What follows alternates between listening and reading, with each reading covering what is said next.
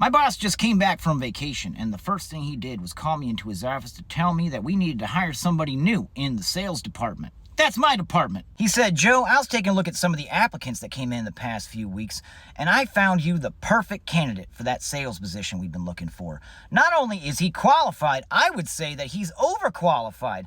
His resume is outstanding. I said, boss, I'm not ready to commit to hiring somebody right now. I think our sales team is perfect the way it is.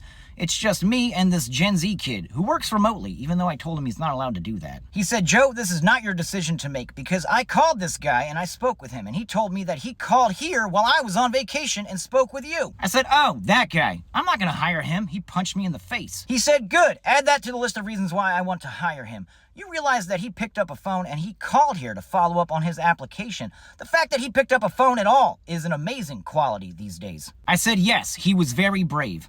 I will call and schedule a second interview. He said, you don't need to do that. I've already scheduled his interview. It's in 10 minutes. I said, 10 minutes? That's not enough time for me to prepare. He said, if I gave you 2 days to prepare, you would still wait until the last minute. It doesn't matter. He's already waiting for you in your office. I wasn't sure if he would remember that I was the guy who he punched in the face, but I wasn't taking any chances. So I put on a disguise, and then with all the riz there is, I entered my office. As soon as I walked in, he looked at me, and he said, hey, it's you, Joe, the guy I punched in the face. I said, what? No, that guy, we fired him.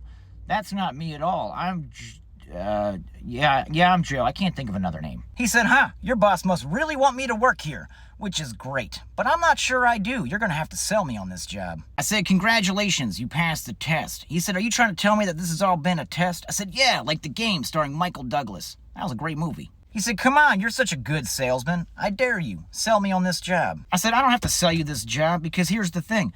I've already hired you. He said, you already hired me? What? That doesn't make any sense. I said, what I'm trying to say is that since I've already hired you, technically you're getting paid for this interview. He said, go on. I said, on top of that, I'm going to treat you like a grown-up, which means as long as you show up to work and your work gets done, I don't give a fuck. I'm not going to micromanage you. In fact, I barely want to manage you. He said, you sound like a terrible boss. I said, no, I sound like a terrible employee. There's a difference.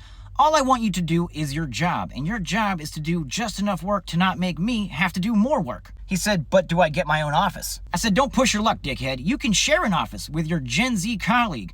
And he barely shows up to work anyway. And when he shows up, he doesn't show up, but he gets his work done. It's very confusing. He said, fine, deal, I'll take the job. I said, what in the fucking formality? You don't have to say that. I've already hired you. Haven't you been listening?